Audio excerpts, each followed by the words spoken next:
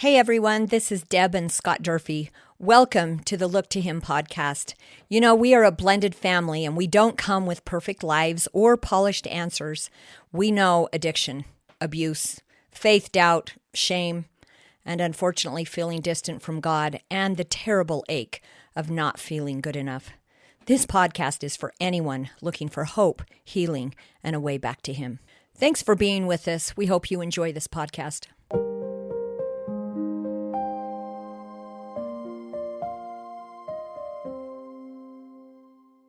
Hey there, everybody. Welcome to the Look to Him podcast. This is Scott Durfee. As always, I'm joined by the Princess Deborah Durfee. Oh, gosh. Say hey, babe. Hello. Hello, everyone. We're excited about tonight's episode. But, hey, before we begin, we want to just let you know that, guess what? The new website is up and running. Go to looktohimpodcast.com. Go to looktohimpodcast.com. Poke around a little bit there. There's a couple of things that are still under construction, but I think you'll be pleased. A great place to actually go and just plug into the next episode as they come out, etc. So check that out. Also, we've had a lot of great comments. A lot of you are loving what's happening here. Would you do us a favor when you listen? If you wouldn't mind, just go ahead and liking the episode, maybe hit follow. There's a benefit to hitting follow. If you hit follow, then the next episode, as it gets released, you'll be notified on your platform by that, depending on how you have your settings set up as well. Also, I mentioned the new website. One of my favorite things about the new Look to Him podcast website is there's actually a come stay with us button or come stay for a while button. I can't remember exactly how we termed it, but you can listen to the latest podcast episode right there on the website. So anyway, check that out, everybody. Also, you know, being new like we are, we could really use some reviews for those of you who have listened. That helps us get it out a little better. So we already have 4 or 5 amazing reviews. We appreciate that so much. And then just one final housekeeping item. We will be getting a domain email, but until then, we are going to be accepting any questions, suggestions, encouragement, anything that you may have for us. You can send that to heredeemsus@gmail.com. heredeemsus@gmail.com. So today's episode's kind of tender. You know, we're joined today by a very close friend of ours, Tawny. We've known Tawny and her boys for more than 20 years. And, you know, after many years of not seeing each other, we reconnected a few years ago in a recovery meeting. And that reconnection has really become a meaningful connection to both Deb and I. Tawny's lived through some really deep tragedy recently. And she's got some tragedy kind of sprinkled throughout her life, but she has had some really deep tragedy recently, including probably most specifically the death of her son, Tyler. We loved Tyler so much. We knew him very well, and that's been a very difficult thing for all of us. Imagine how difficult that's been for his sweet mother. We're not here to sensationalize that pain, though, or rush to any kind of easy answer, because there isn't one. We're here to listen to Tawny's story and hear what it was like, what happened, and what life's like today. And probably more importantly, we are here to hear what it means to look to God after unimaginable loss and pain. So because Deb and Tawny have been such close friends and have such a close relationship, Deb's going to be leading this conversation today. I'll try and stay out of it as much as I can, but no guarantees, ladies. Good luck. So, Deb, will you introduce Tawny and take it away? Oh, Tawny is our very, very dear friend. Tawny, I love you. I love you too. Thank you. And you're welcome. I would not rather be any place than here. I am really grateful that you were willing to come and sit with us and have this conversation. Hey, I got to throw this in there. Oh, Scott, you're See, I not told doing you I very just good. can't sit back. Tawny already knows this about me too. Tawny and I spend a lot of time together in various recovery meetings. But Tawny's husband, one of my close friends, Tawny's husband, Mike, is one of the great men on earth. You know, Mike has been there to walk through much of this difficulty some of the most difficult stuff. I can't look at Tawny right now because I'm going to start crying. But some of the most difficult stuff that she could possibly have to go through because God sent her an angel named Mike. This isn't just an interview for me. This is pretty tender for me too, because I know a lot of your story. And when Scott and I launched this Look to Him podcast, I said, we need Tawny. You're such an inspiration to me, and you are so strong, and you are such an amazing human being. I remember the first time I saw you, and I was like, she is my girl. I just sat right next to you, and I'm like, I need to know your name. I need to know who you are, where you're from. All tattooed up in church. I loved it. You're my girl. That's what I loved the most about our relationship. It was instant. It was like, I know you, and you know me. That was pretty tender. And you're not just my friend. You're family. Thank you. And your Tyler is our family, and your Peter is our family. Yeah. Thank you. And Scott already spilled the beans about Mike, so yeah. We love everyone that knows. Mike loves Mike. Mike's my brother. But your story, Harley Davidson riding brother. There you go, interrupting again. Well, before we talk about Tyler and the grief, I'd love people to get to know you and where your story began. Like, talk to me as a, early life. Talk to me about, Well, my story began, let's see, August 5th, 1978 in Simi Valley, California. I was born to my mom, Kathy, who was a professional alcoholic, and my dad, who was a member of a 1% biker club and a professional manufacturer of methamphetamines. But in his defense, he also was a grip at MGM Studios. He worked on a lot of movies like Spaceballs and Jaws and all of that stuff. So I remember those movies. Yeah, he did have a good life, but caught up in doing some stuff that, later sent him into prison. I grew up. I thought I had a normal life. I thought it was a normal functioning life. I went to private school. I went to Faith Baptist private school, but I was the girl who put her shorts under her dress, and during sandbox time, took her dress off and hung out with the boys in the sandbox, loved when my dad would come and pick me up on his motorcycle and take me home from school. I thought I lived a pretty normal life of partying, and, that was our life, Easy Rider rodeos, collecting top cans, the tops of the cans, and turning those in for, Sonny's stuff and Pop Tops. Yeah, Pop Tops. But my life took a drastic turn when I was I think it was about 8 or 9, and the feds raided our house in the middle of the night, and we went from living in a beautiful Simi Valley, California, to Death Valley, California, in the middle of a trailer, and our closest neighbor was about a mile away. My dad had a manufacturing company. Well, it was called 4M Mining Company, where they manufactured methamphetamines through a mining company while he was on the run. And that just kind of became, our life is going back and forth from the mining company to the desert to hanging out with my dad because he was on the run, and they had a huge bounty, I guess you would call it, on his head. So we kind of had to stay away from people.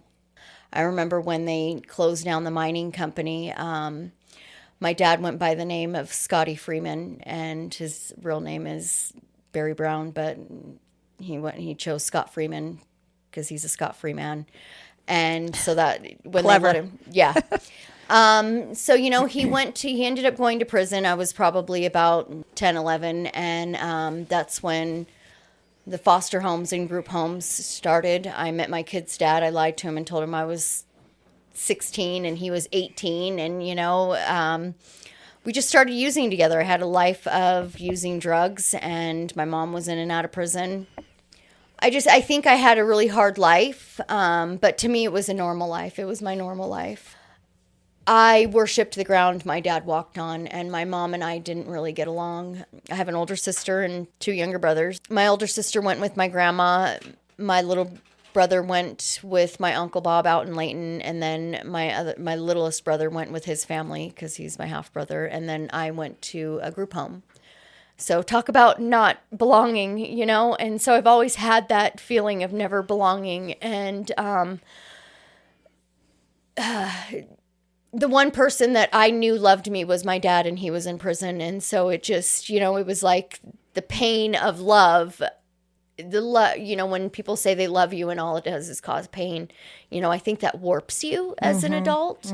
I remember I was just such a jacked up kid that when I would go to court and stuff, gosh, I robbed a lady with a screwdriver. I've just did some really bad stuff. And the judge asked me, well, what can I do to help you? And I said, well, I want to go see my dad. And so the juvenile court district made it a point that the juvenile probation would take me to go visit my dad once a month. And, you know, I ended up running away from Penny Lane was my final placement. Penny Lane was the final one that I was in. And if anybody's familiar with California, it's on Sepulveda Boulevard, which Sepulveda Boulevard is known for the hookers and the... So I just ended up running away from there and stayed with my kid's dad, and we just partied. We partied a lot, and he used to sell drugs for my mom, and I don't know, it was just a nightmare. But I got pregnant when I was 18, had him when I was 19, got pregnant when I was 20, had him when I was 21, and I stayed. October 11th of 1997 is the day I found out I was pregnant with Peter. And I remember that date just like it was yesterday, because that was the day my whole life changed. And I just knew that I didn't want to be the mom that my mom was. My little brother was born addicted to drugs, and he struggled really bad. So I quit getting loaded. I got clean and sober. During that time of me being in foster homes, I lived in and out of my aunt's home, which was a heroin home. And so but she loved us, you know. My mom and her were best friends. And so she's my cousin Jen. She's been to a few meetings with me. She comes out from California to visit me, but her and I are best friends. So her mom just said, okay, well, I'll clean up my house if you want to come live with me while you're pregnant. And I was 18, I was pregnant, and I didn't have a high school diploma, and it was either McDonald's or a phone sex job. So I got a phone sex job, and I made really good money doing that. And I was able to get my own apartment, and then there was a grocery store across the street, and I had this little baby with me, and I decided to start working at a grocery store. And I have lived by myself since then, since I was 19. And my kid's dad was in prison at the time, and he had gotten out and came to live with me, and he ended up using again, and I kicked him out. And then I got a job at a mortgage company as a receptionist, and it was like I had these two beautiful boys at home, and I wanted to give them the best life that I could. And I didn't know how to do that, though. I didn't know how. Wasn't modeled for you. It wasn't, yeah. No. So you were in new territory. Yeah. And I pulled it off pretty well for a while until, you know, I started doing mortgages. I was still working my phone sex job, and then I started working at Walmart on the weekends, and then the money started coming. And, you know, in the rooms, you know, we say one is never enough. And, you know, sometimes in our sobriety, we think, oh, maybe I can just get high this one time. And I had these two little boys, a messy house, and I thought, well, maybe I can just get high one time, just one weekend. You know, I was a little on the chubbier side because my mom's whole side of the family is fat, and my dad really had a problem with fat people. And so was waiting for my dad to get out of prison. And, you know, the day I turned 18, I need to say this, the day I turned 18, I spent my 18th birthday with my dad. Oh. Because that's how much he meant to me. And every other weekend, I brought my boys up to see my dad. It was like we all were just this little family. And so they were really excited waiting for Grandpa to come home from prison. Fast forward to me living in my apartment and thinking the bright idea of getting high one time turned into a 7-year bender. You know, I had some really bad people in my house with my kids, you know, and my oldest one suffered from really bad asthma. And I remember one night he had stopped breathing, and I had some really shady people in my house, and I had to call 911. And that was just the insanity of thinking that everything's okay and they're hiding in the bathroom while the paramedics are trying to get my son to breathe again. And you would think that that would be enough for me to stop getting loaded, but it wasn't. And I just kept getting high, but I was I'd like to say I was a functioning drug addict. At that moment in time, I thought I was a functioning drug addict because I wasn't getting caught. My mom going to jail, driving with drugs, my dad being in prison, I learned how to fly under the radar. I just learned, and I'm small, I'm not quiet, but and I knew the people to go to. Fast forward a little bit, it's about a year before my dad's supposed to get out of prison, and I keep telling myself, okay, I'm going to quit doing drugs. And he knew the whole time he'd be like, Tawny, you can't be doing this. You can't be doing this. And I would lie to him and tell him, no, I'm just sick. I'm just this. And when you're in federal prison, I don't know any other prison, but when you're in federal prison, they take about a year for you to find a place to live and all of that stuff. And his parole officer had came. We had gotten a new apartment out by the beach in Ventura, and had a room for him, had a room for my boys, and had a room for me. And his parole officer came to look. Everything was fine. I was super excited, waiting for my dad to get out. And I'm actually headed up to go visit him. And I get a call from one of his friends' wives that my dad has gone into the hospital, and it wasn't looking good. My dad had hepatitis, and so his liver would swell up really bad, and he wasn't able to move. So they took him into the hospital, and it took him about 3 weeks to die. I think that was really one of the hardest things, that besides at that moment in time, you spend 17 and a half years waiting for somebody to get out of prison, and you think your life is going to change. And I met my Uncle Bob out here in Layton as my dad was passing away. It was really crazy to me. For me, I love hard because I know how it feels. And when my dad was dying, his doctor came in and told me, he said, he must really love you because this infection has gone throughout his brain, but he keeps talking about you. He didn't know who my little brother was. He didn't know who my mom was. He didn't know who my sister was, but he knew who I was. And in a sense, it's great. But in another sense, when you lose somebody who loves you that much, I also, as I look back in my life, I think, when they say when you love somebody, you're willing to give your life for them. And I think maybe, that was a big part of opening my heart to God, because I really wanted to. My dad didn't believe in God, but I remember begging him, please, just please just believe in him. If there's an opportunity or a chance that I get to be with you again, this is it. And I don't know if he said a little prayer. I have no idea. But man, that feeling of emptiness, and where else do you turn? I was raised in a Baptist school. I think my mom and dad were partiers, so they sent us to church on Sundays and Wednesdays.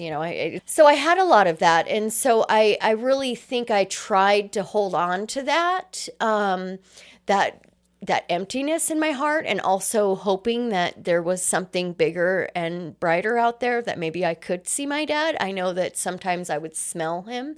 He used this prison oatmeal soap, and sometimes I would get whiffs of it, So I met my Uncle Bob, and he invited me to come visit his family out here in Utah. And I'm a hustler. I'm a manipulator. I'm not going to lie. And I saw it as an opportunity for me to get away from the situation that I was in. I really wanted the opportunity to be able to raise my kids somewhere else. And when I came down here, everybody was so welcoming. In California, there's a joke. Everybody's like, they're going to burn you at the stake in the middle of Salt Lake. There's a bunch of polygamists and all of that stuff. Not true. But that's what I prepared myself for, was all the crazy stuff that everybody thinks about Utah. And I'm just so grateful I moved here. I've just had a beautiful life. So I moved out here. I got clean and sober. I had my kid's dad send me some meth a few times in VHS tapes and FedEx when we had all that stuff, you know. But I think it was November 17th of 2005 is when I quit using meth. It was the day my dad was supposed to be released from prison. And I just swore I would never do that again. But for me, I had never really known recovery. And my kids were getting older. I mean, they were just functioning kids who didn't really want to be with mom anymore. They didn't really need me all that much. And so who am I? Just stuck with myself. So I turned to alcohol.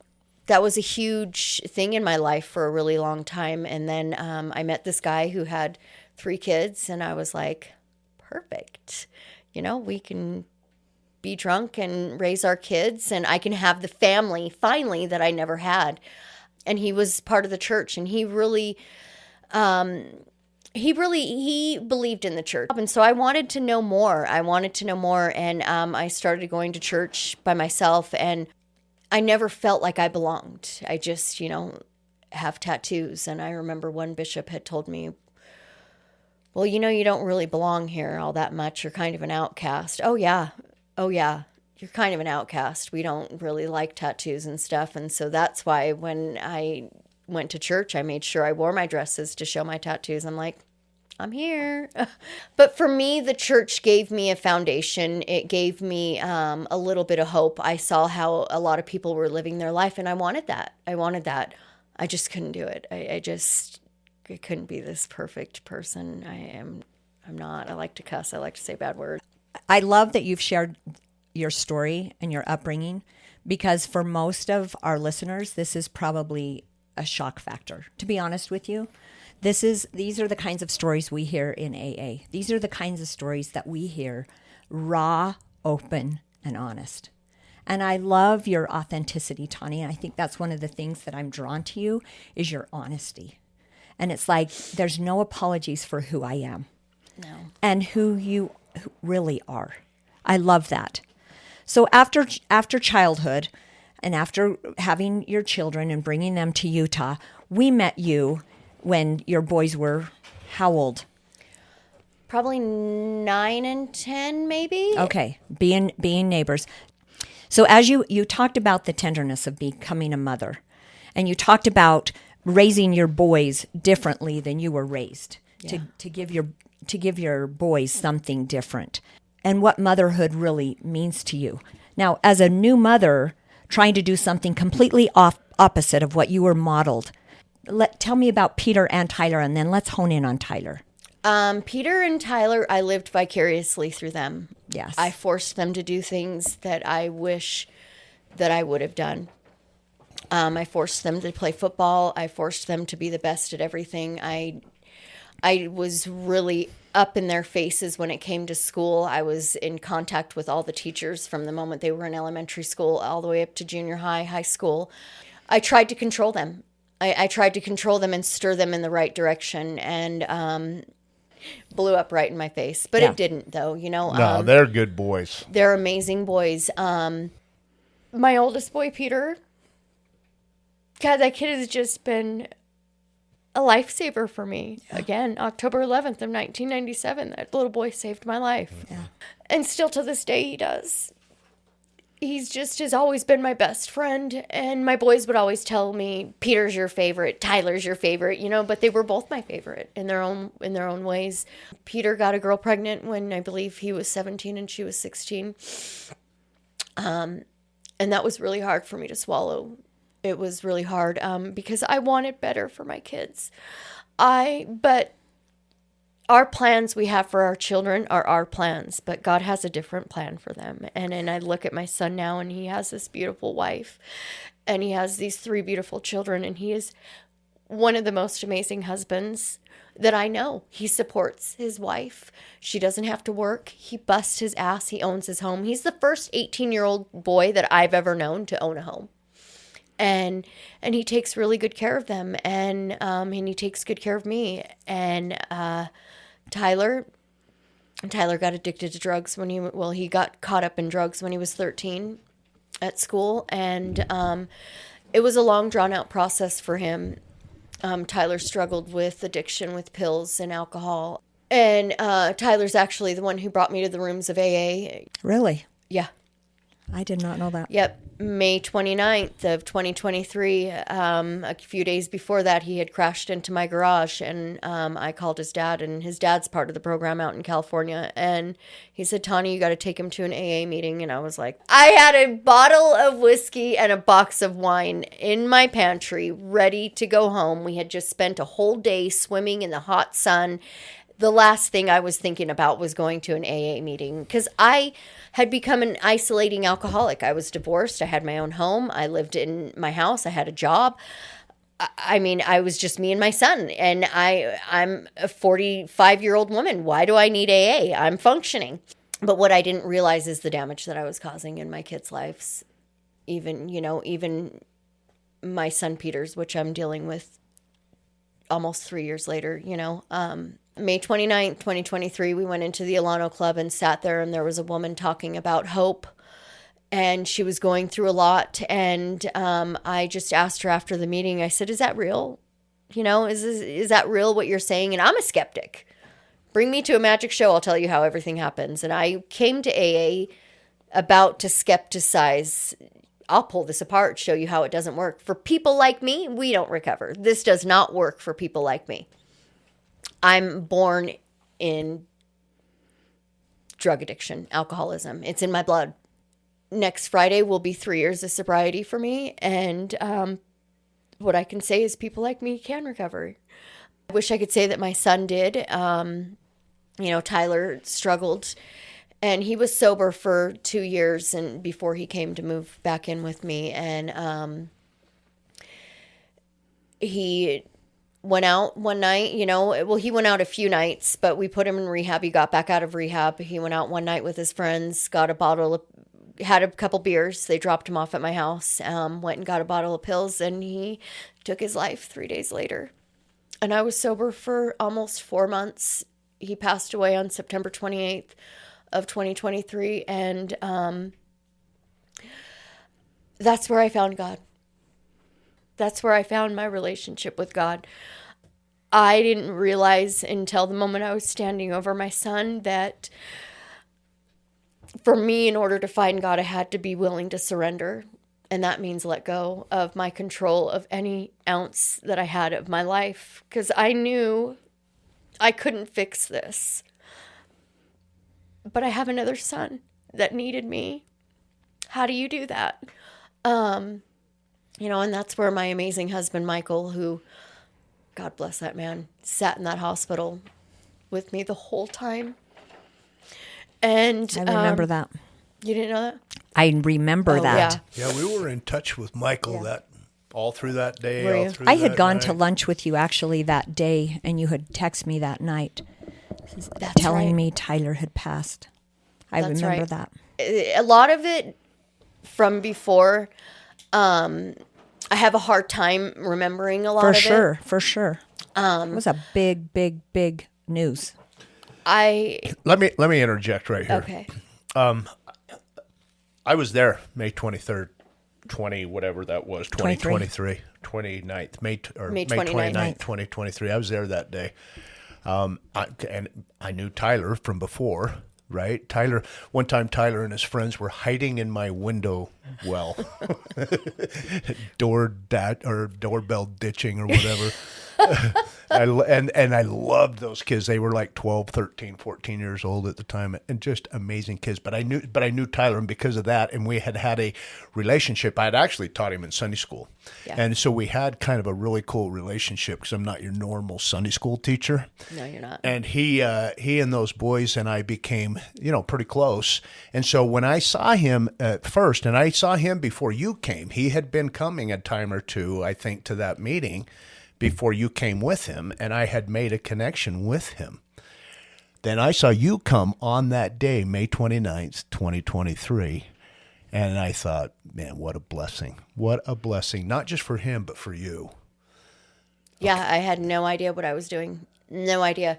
And the lady told me, come back, sit down, shut up, get a sponsor, and work the steps. And I went home, alcohol out into the sink and told Tyler, okay, I'm going to try this with you. Let's see.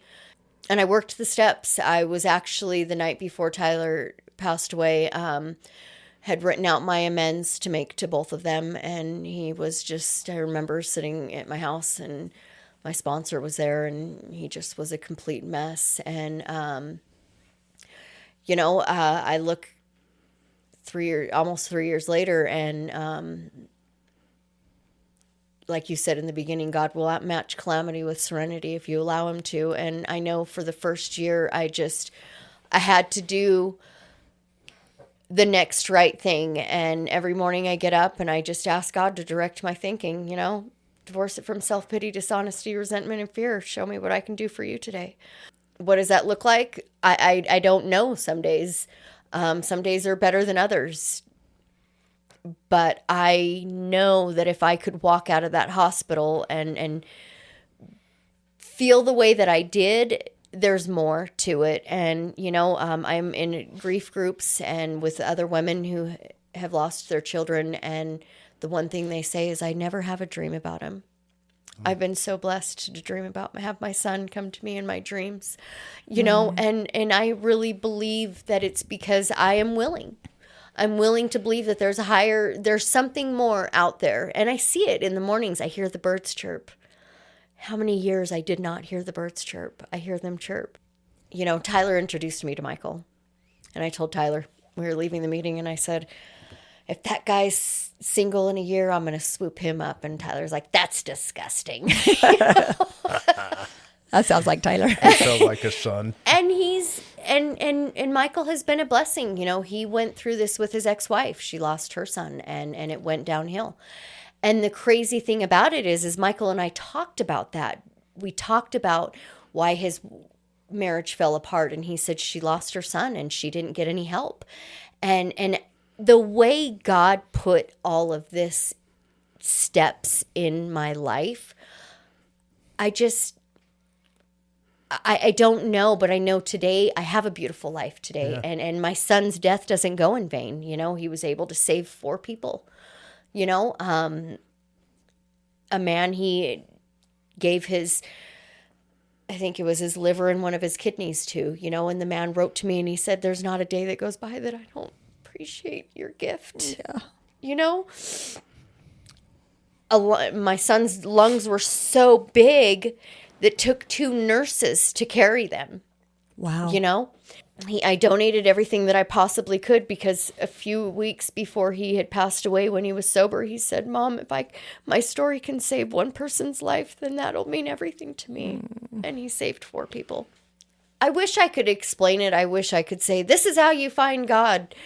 But for me, it's just surrender. It's just letting go of the things that I have no control over, which is pretty much everything. The cool thing about this, though, Tawny, is like so many of us, and I know this is true because I walk through life and I have an association with a lot of people, but so many of us think God's not going to be in my life because I'm not living my life the way, in a certain way, right?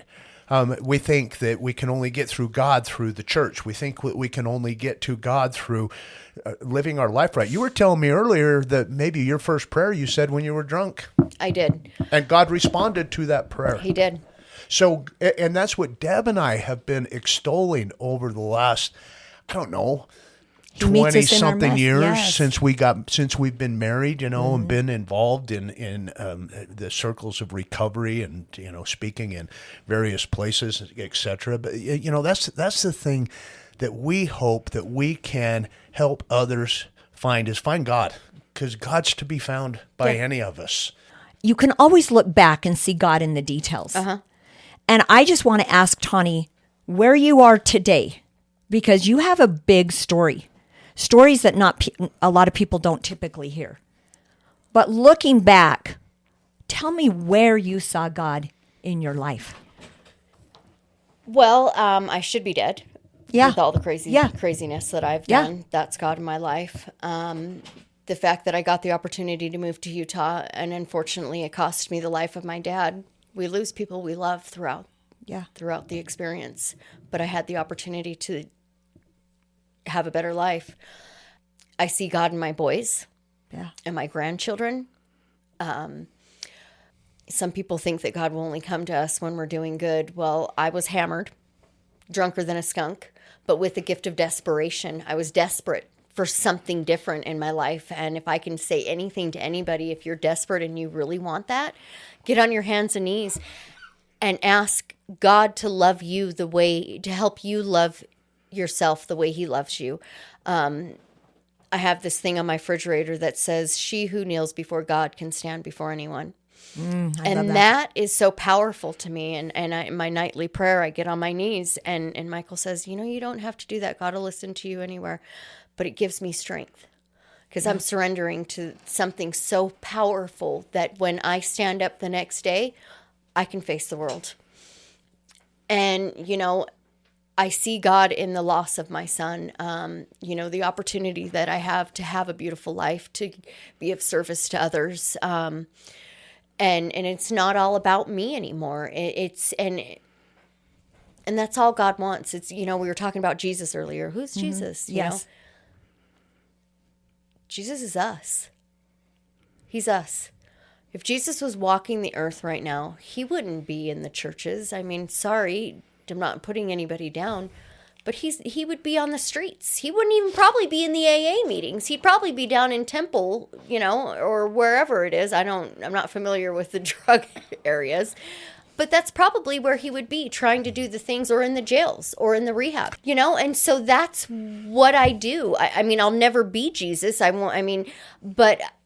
But I sure do try to plant that mustard seed in people's hearts of you can have a different life. And God is the foundation of our home. Yeah. That's one thing that Michael told to me in the very beginning. He said, my sobriety comes first, which means my God comes first, and everything else falls first. And that's why you have been able to thus far have a successful relationship and marriage. Yeah. Deb and I have done that since day one. Yeah. That when we first got, we met here too. We met in recovery too, just like you and Michael. I love that. And that was our first thing that we said to each other is she's told me and I told her, as much as I love you and as important as you are, my sobriety and God comes even before you. Yep. I'd like to mention though too, if there are mothers who have caused craziness in their kids' lives that, right now I'm going through repairing a relationship with my son, Peter, and it's been a really hard road. And I've caused a lot of damage in that relationship. And, we get recovery and we think, hey, I've been sober. Yeah. You should. And I know my son loves me and I know that he trusts me, but I know that he's scared. And it hurts. Yeah. But what I've learned, if I have faith is so much more than we think it is. I feel like it's so much more than they teach us in church. It's so much more. Not just having faith in the unseen, but having faith that things are going to work out. Things are working out the way that they're supposed to work out. And I have to have that. And slowly but surely, I can feel my son, a little bit here and a little more there coming back to me, and it breaks my heart, but it's damage that I've caused. Yeah. Yeah.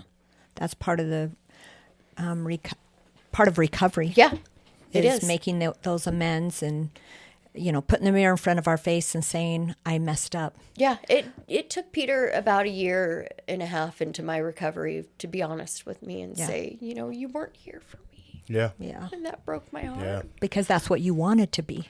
Yeah. That's the mother you wanted to show up to be. I thought I was. Yeah.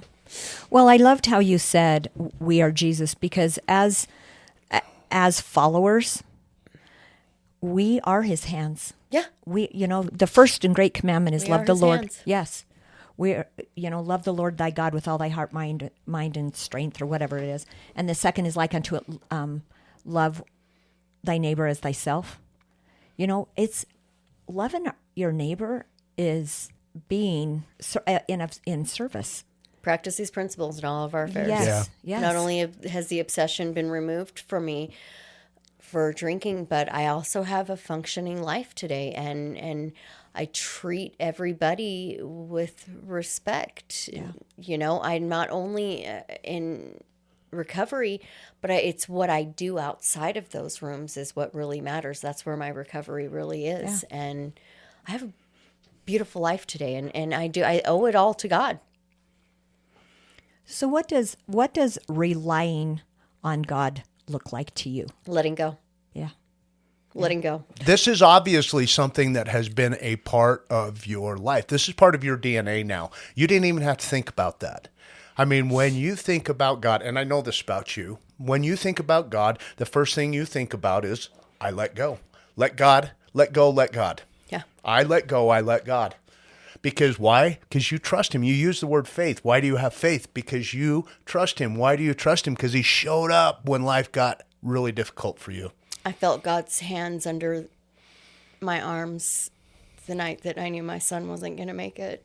And I'm telling you, God walked me through the year of my sobriety. Because Michael said, if there's one time that you deserve to have a drink, it would be now. And I'm like, I can't. Like, I have no desire.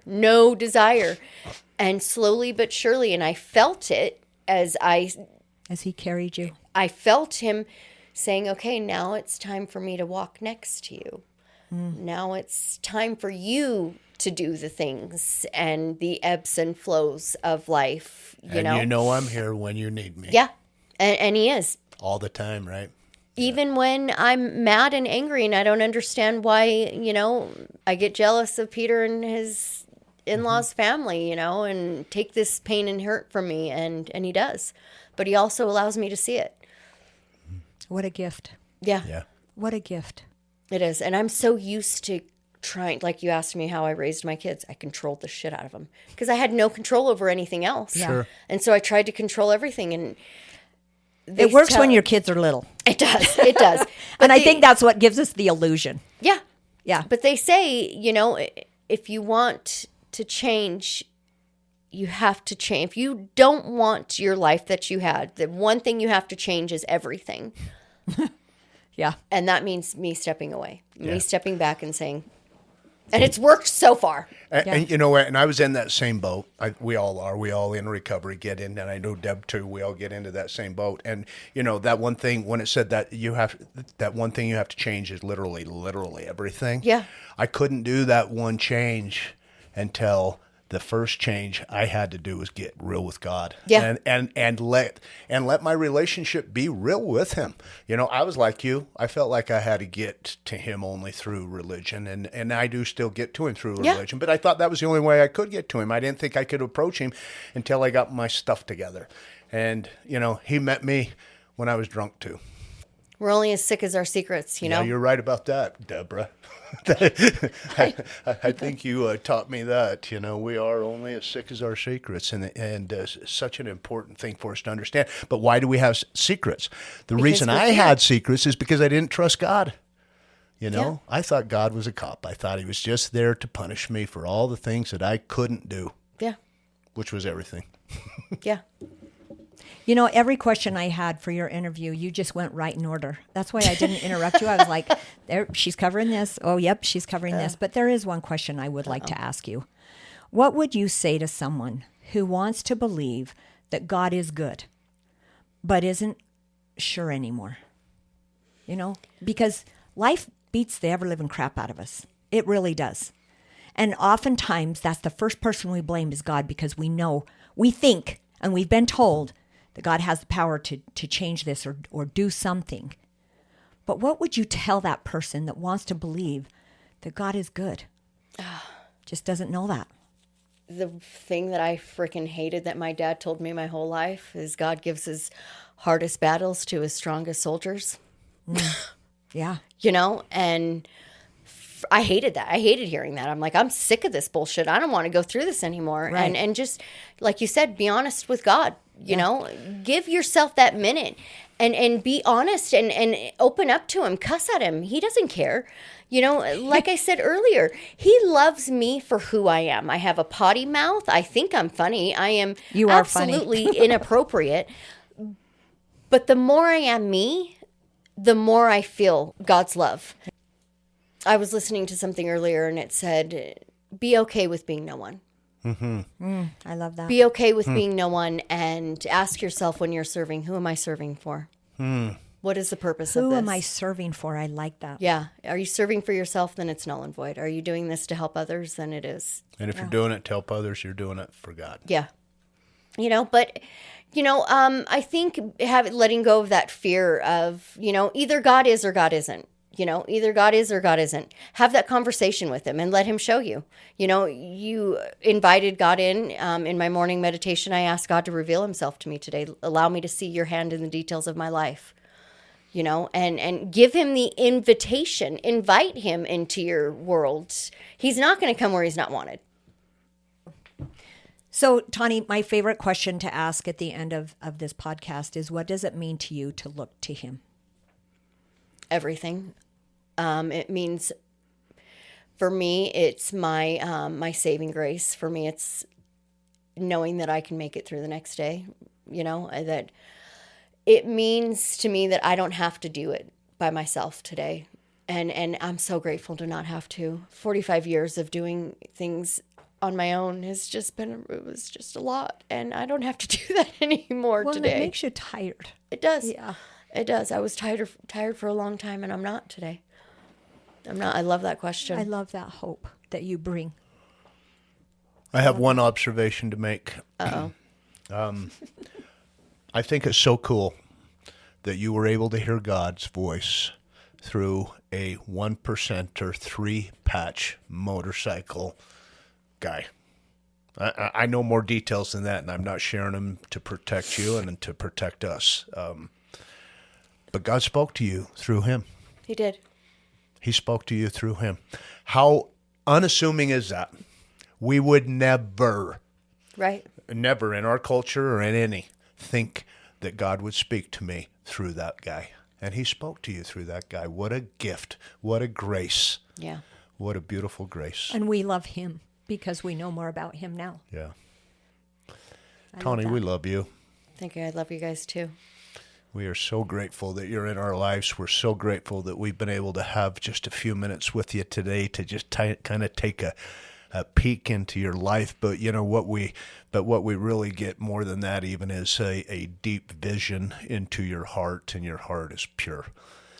We just couldn't love you more. Don't go telling everybody that. Don't worry, even if I told them, you would wreck it with your behavior. So we love you and your boys. You and your husband and your boys. We love you. We love you guys too. We love you. Thank you for giving me the opportunity to hopefully share something. Yeah. Yeah, this will be heard by somebody who needed to hear it. We're grateful for that. Tawny, thanks so much for being with us tonight, today. I know that our listeners, please send us emails to heredeemsus@gmail.com. We will forward them on to her. Tawny, I love you. We love you. Thanks for being here. Thank you. Deb, you're pretty dang awesome yourself. I love you. She's absolutely beautiful too. You're so kind. Yeah. I just want to keep this little conversation going. Me too. I don't ever want it to end. Thanks for being with us, everybody. Just remember that God loves you, and when life gets hard, just look to him. Thanks for being with us.